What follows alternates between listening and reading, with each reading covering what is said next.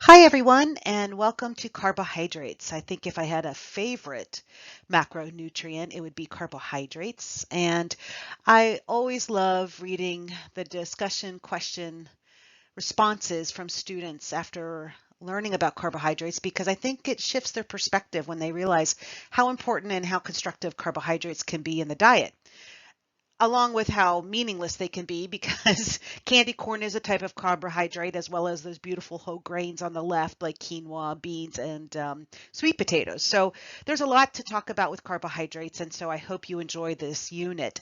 I'm just going to cover some of the things I want you to really emphasize in the book because I think they're very important. One thing to note about carbohydrates is that their molecular structure is very simple. It's carbon, hydrogen, and water. So very easy ring-like structures. Okay, each of the simple monosaccharides, the single sugars, which are glucose, fructose, and galactose, all of those can be built into longer strands that'll make starch, that'll make lactose. Lactose is just galactose and glucose together. So, they're just arranged into general ring structures. Each one is a little bit different, but that's simple. Carbohydrates are simple, okay? And they just string along and build things. So what we've got going on and what we know about carbohydrates is that the world relies on carbohydrates. Many people in this world would not be alive if it wasn't for the ability to live on plants. And plants in most of our countries are a staple for our diet. And the cool thing about photosynthesis and plants is that plants can make their own carbohydrates, and that's what they live on. That's what they flower. That's what they grow. That's why they bear fruit, is because they can create their own energy and use it to mature. And so photosynthesis is something we've never duplicated in the laboratory. It's one of those miracles like your body. And it's just something special that plants can develop and use their own energy. And then we eat plants and we can use their energy. So it's a very beautiful relationship. And without plants, our world would really be hurting. And many of you are very interested in increasing the amount of plants in your diets and decreasing the amount of meat just because of nutrition, but also because of affordability and ease, and also because of environmental positions and ethics. So, plants and eating a plant-based diet, there's lots of benefits. So we'll talk about that when we talk about proteins. We'll talk about vegetarianism. But for now, just understand what carbs and what plants can provide us. When we look about carbohydrates, what we know already is that they're carbon containing. Okay. As a matter of fact, we know that they are organic. They contain carbon, hydrogen, and oxygen. That's it. They're one of our macronutrients. They are needed in larger quantities than our micronutrients. So we eat carbohydrates in half cups and slices and ounces. With our micronutrients, we do only micrograms, very small amounts. So macronutrients we imbibe in larger amounts. They're energy yielding. So we know that 1 gram of carbohydrates has 4 calories. So along with protein, 4 calories per gram. And I just want to say they're still essential, but they're the least essential of the essential nutrients when it comes to air. That's not that it's a nutrient, but it's air is the first thing. And then water is one of our essential nutrients. And then when we look at proteins and fats and components of vitamins and minerals, carbohydrates, there's something called rabbit starvation, and it's when people are eating an exclusive protein and fat diet that what happens is metabolism starts to get a little funked up, and we need a small amount of carbohydrates, a small amount. I mean, we're talking minimal amount of carbohydrates to keep all of the machinery working, but nonetheless, of all of the nutrients, carbohydrates are probably the least essential, but that shouldn't mean that they're not important. So let me just, clarify that. In terms of carbohydrate classifications, we have 3 different types of carbohydrates. We have the simple non-nutritious, okay? We have simple carbohydrates, and then we have complex carbohydrates. And so we can look at carbohydrates from a monosaccharide, from a single ring-like structure, to a disaccharide, which are 2 together, to long branches of starch, which we'll talk about and you read about in your book. But when we talk about complex carbs, we're talking about things like vegetables. We're talking about vegetables that are starchy or non-starchy. We're talking about potatoes and tubers and legumes and lentils and pulses. We're talking about things like corn and beans. I mean, all those complex carbohydrates. So your vegetables plus everything else that's a starch is in these complex carbs. Then simple carbohydrates are dairy. Okay, so your milk, your yogurts, your dairy products, as well as your fruits. Okay, and then we have these simple non-nutritious, and that's pretty much added sugars. And remember, non-nutritious meaning is that when you add sugar, like granulated sugar, you're not getting any additional water, phytochemicals, antioxidants, vitamins, minerals, any type of fiber. So, simple carbohydrates are easily digestible and absorbed. With also the fact that they bring a lot of satisfaction, like dairy contains a lot of protein and healthy fats, and fruits are just delicious and they make us happy in the summertime. I'm just thinking about the watermelon I had the other day. And, so I just want to let you know in your PWI, you're going to be looking at your food record and classifying simple non-nutritious carbohydrates. What's that? Added sugars. Those would be pretty much unmitigated sugar like jellies, jams, syrups, candy bars. Like some candy bars, again, will have some redeeming qualities, but it's pretty much just sugar. Simple carbohydrates, what were those again? Dairy and fruit. And then complex carbohydrates are all your vegetables, whether they're starchy or non-starchy, and all of your complex carbs like your potatoes, your legumes, your breads, your grains, etc. Okay, so let's think about starchy and non-starchy vegetables. Starchy vegetables are things like your potatoes, corn, and beans. Non-starchy would be like your broccolis, your green beans, your peppers, your cucumbers. Okay, so when we look at vegetables, even though they are carbohydrates, some have more starch than others. And then fiber, which is a non-digestible component of plants, very good for our digestive system and for our glucose regulation. So fiber does so much for our bodies. I mean, there's problems with not enough, there's problems with too much. So you'll read about that in your textbook. And when we talk about carbohydrates, I just really want you to look at nutrient density. I mean, I can eat a slice of whole wheat bread, and that's very different from a croissant, right? So in terms of fat, sugar, and salt, we have spectrums of where carbohydrates sit in nutrient density.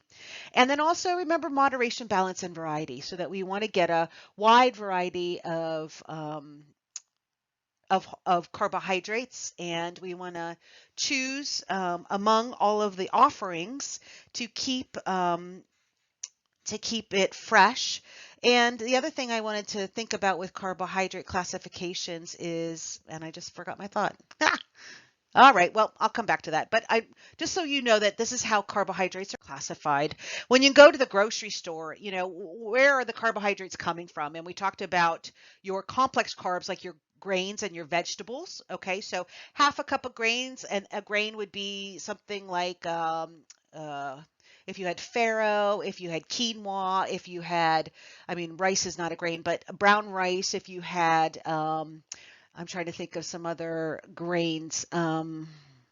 Oatmeal is considered a whole grain. Popcorn's considered a whole grain. You'll learn all about whole grains, and we want our grains to be whole. We'll talk about processing in the food industry and why that is detrimental to our fiber and our vitamin and nutrients. That's why a lot of cereals and grains are enriched, because by our processing, we've removed all of the healthy nutrients. So you'll learn all about that in your textbook. But grains, vegetables, okay, again, starchy or non-starchy.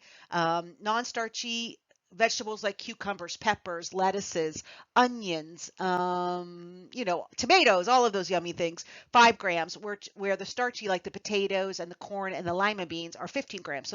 So if you're following a lower carbohydrate, and there's a big range within what we recommend, 45 to 65% of your total calories should come from carbs. And if you're on the lower spectrum, which many people appreciate the lower end, especially if they have weight regulation issues, a lower end, but still, we still want a 45% diet of carbs is recommended. So, again, taking that with a grain of salt, a grain of salt, right?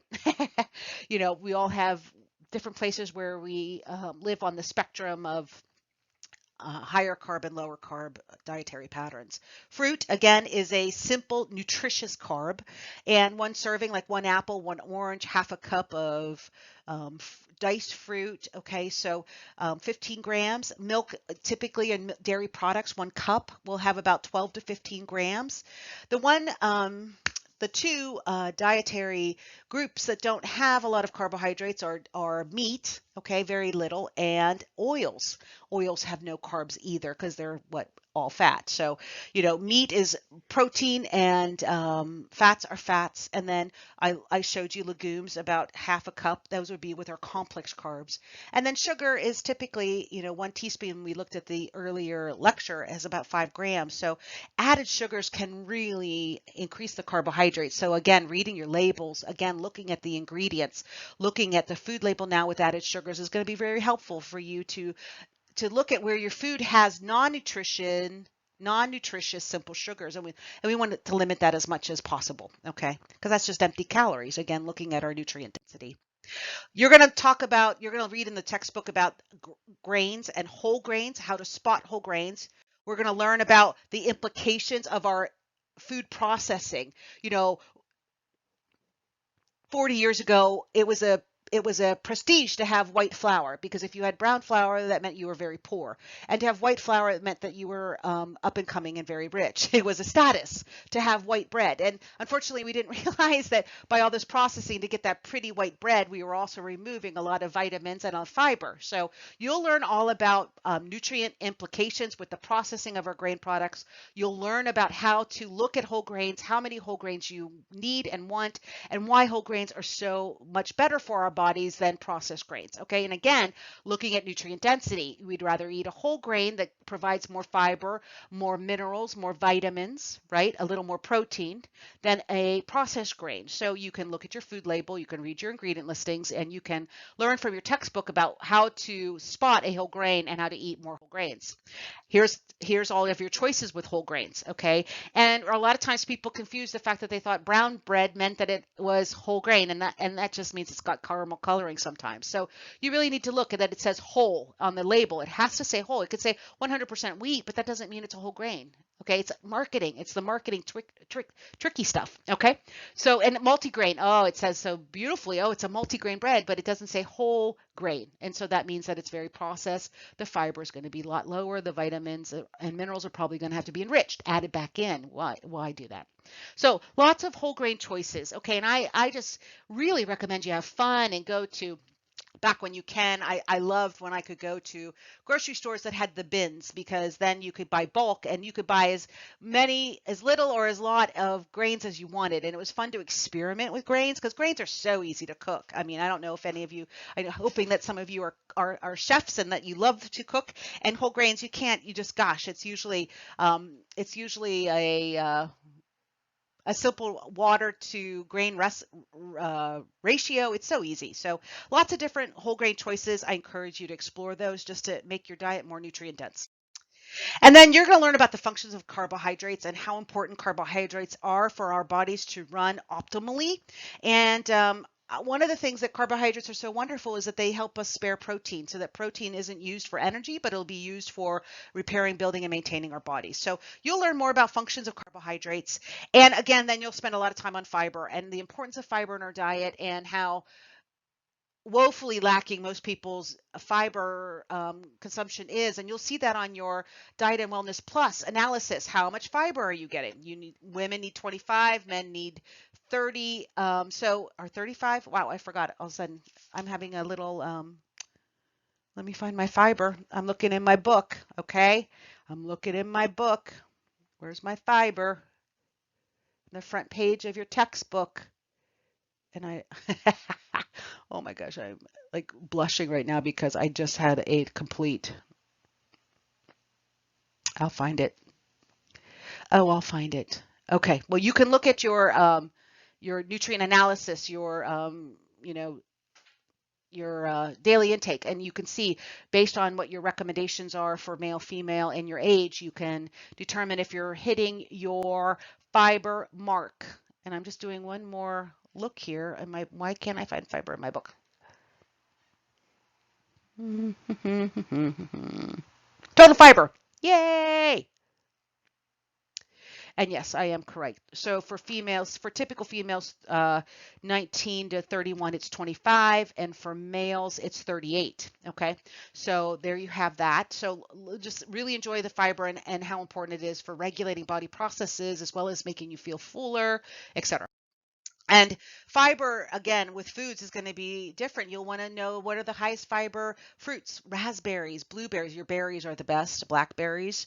And then what vegetables contain the most fibers. Nuts are a wonderful way to get some fiber in with protein and some healthy fats. So again, looking at, foods and putting that puzzle together that you'll want to have whole grains, you'll want to have fiber, you want to meet all your vitamins and minerals, your proteins, your carbs, your fats.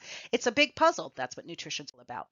Now, in terms of carbohydrate recommendations, 45 to 65% of your total calories, you'll see a report on your diet analysis as to where your calories are coming from and your percent of calories from each of your macronutrients, your energy yielding nutrients.